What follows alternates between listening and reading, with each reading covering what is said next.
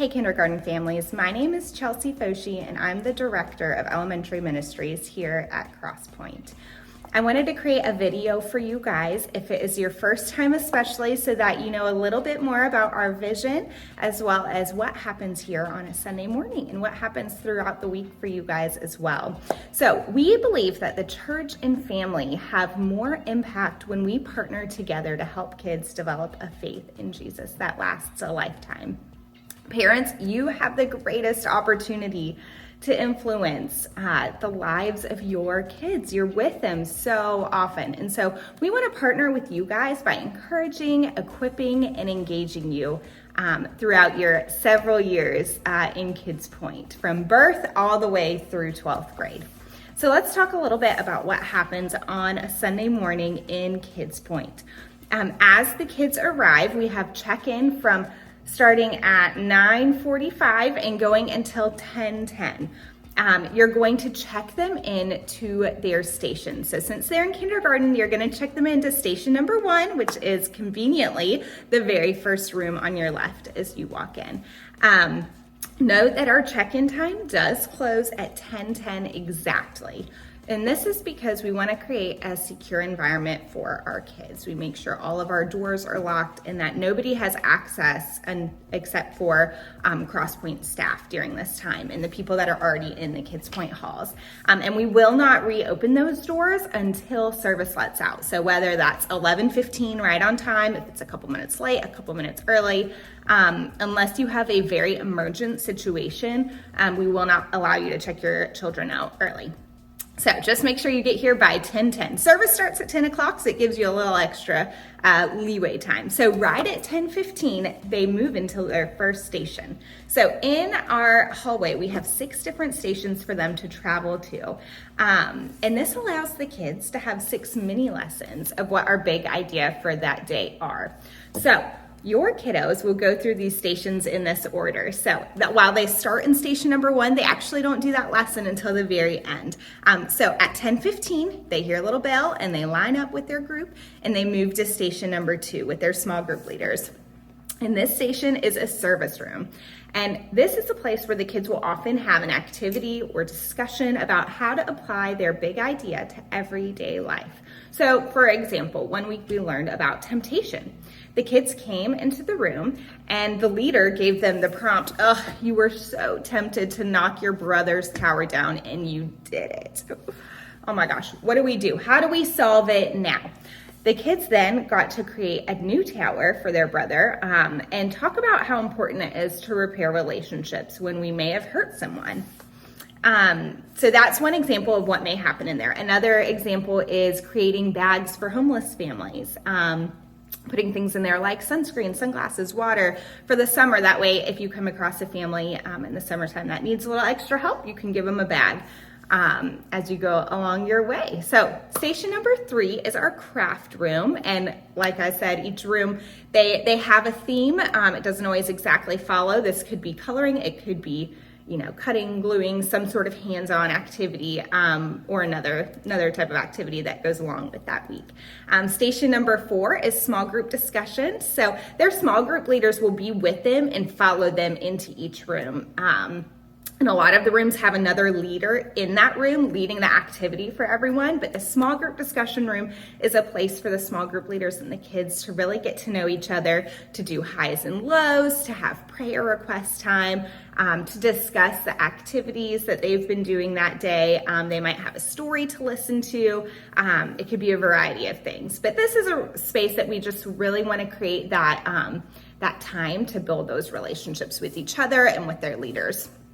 Station number 5 is our worship room. And in our worship room, we typically focus on 1 to 2 songs a month. So your kids may come home singing the same song every week all month, and you'll be like, why are they singing the same song? It is important for us to have repetition with our kids, as well as for them to learn, why do we listen to something over and over again? Let's pull the different lessons out from this song. Maybe you listen to it one time and you learn something different from it the next time you listen to it. We also do different things in here like meditation. We'll have some discussion prompts to go along with the lesson that day.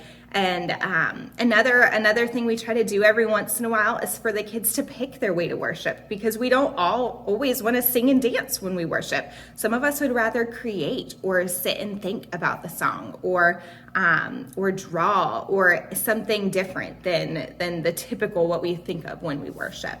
The sixth station that they'll move to is a game that they'll get to play together. And then finally, they'll move back to that station number 1 for the story time. So this story is often from the Bible, but it could be a parable or another story that is applicable to our big idea for that day. And they'll have some discussion in there as well. So the kids spend about 10 minutes in each of these rooms. So this allows for our big idea to be hit hard 6 different times, as well as a lot of movement and change to keep their attention. A child's attention span is about the amount of minutes as to how old they are. So for our 5 and 6-year-olds, it's about how long we can expect them to sit and listen to something, or to do one activity for that amount of time.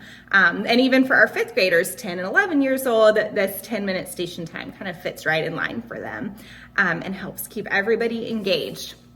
And we also work really hard with our leaders and with our kiddos on transition times and how to come into each room and things like that. So a primary focus in our Kids Point is that our small group leaders, just the whole small group experience. We want kids to see how God's word fits into their life, to learn how to talk to him, and to build relationships and friendships that will last. It's a time for kids to build friendships with their peers and their small group leaders, who will connect with them relationally and help them live in a way of service and love. And I love our small group leaders dearly. Many of them are high schoolers, a couple of them middle schoolers, and they truly pour into the lives of our kids. They show up every week. They get to know your kids. They love on your kids. They learn their favorite things. So I encourage you to get to know your kids' small group leaders, because one of our goals is that they will follow them for as long as they're serving in Kids Point. They will follow your kids through. So next year when they go to 1st grade, the small group leaders will move up with them, and so on, just to really enforce that relationship building. We believe that one thing every kid needs is another person in their life who is saying the same things that their parents are saying. Studies have shown that kids and students are more likely to keep attending church also if one other person is making a significant investment in their lives. And really for us, we just want to make sure that your kids have a person here, that they come on Sunday mornings and they don't feel like, oh, nobody knows me, or I don't have any friends. We really want to make sure that we cultivate and build those friendships and those small group relationships. And so what are some ways that we can support you? We have weekly parent emails that you will receive, and make sure if you're not getting them, you probably have already gotten them from Shanika from her Treehouse Tuesdays. But if you have not been getting them and you start the year and you're not getting them from me, just be sure to either update your email on Connect to receive them, or send me a message and I will make sure get you in there. So every Sunday on those emails, I will send out every Sunday what the story is, our bottom line, our big idea, questions to carry on the conversation at home, and different children's ministry updates are on there as well. So you won't want to miss these emails, just at least to keep an idea of what we're talking about and what is coming up. We also have parenting labs, which we try to offer about 4 times a year, kind of one for each season. And many times these are going to be in person, although we certainly have started recording and been able to distribute that video after the fact. Sometimes it's a little bit different. This last one we had was more of a conversation with a group of people. So it was only an audio recording since there were several people talking. Sometimes we have panels. We may have an expert come in, but we'll be sure to get that to you virtually as well. Those links typically are only by request only. So if you're interested in the topic and just can't make it that day, just be sure to email me, and you'll hear a lot from me about that, giving you those reminders. A couple other things that we have online for you are our parenting resources page, which I will link here and in the notes, and our YouTube Parenting in Pieces. So both of these things, the goal is to give you a place to go to throughout your parenting years to say, oh my gosh, we are struggling with this topic. Is there anything or any resources to help me? So our parenting resources page on the CrossPoint website is going to have lists of books. It may have links to videos, just different resources that you can turn to, and it's sorted by age, subject, those types of things. And our YouTube Parenting in Pieces are videos done by either experts or people who have a lot of experience or insight in an area, which could be your kids may struggle with anxiety or talking to your kids about race. There's a variety of topics that are already on there, and we continually update. And if there's anything that you wish to see on either of those pages, please be sure to let me know, and we will start working on that for sure. And lastly, I want to mention to follow our social media pages. We have a Facebook page and an Instagram page. Our Facebook is CrossPoint-KidsPoint, and our Instagram is @CrossPointKP. And we post the same thing on both of those. So if you more Facebook, more Instagram, you can kind of pick which one. And we'll post different things, reminders for events. We may have some inspirational quotes for you throughout the week. And sometimes we even do giveaways on there. So be sure to check those out for sure. And lastly, I want to talk to you about our Open Arms program. We at CrossPoint want to strive to be inclusive of everybody, and this includes our neurodiverse family. So Open Arms is a program essentially for kiddos that need it to have a chance to get a buddy. And so if you are really concerned about your child could truly be a variety of reasons.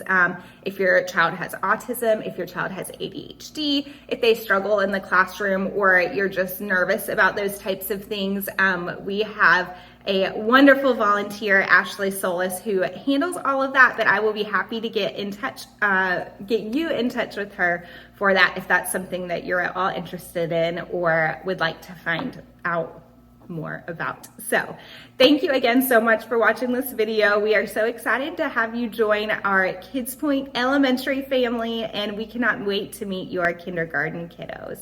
Bye guys.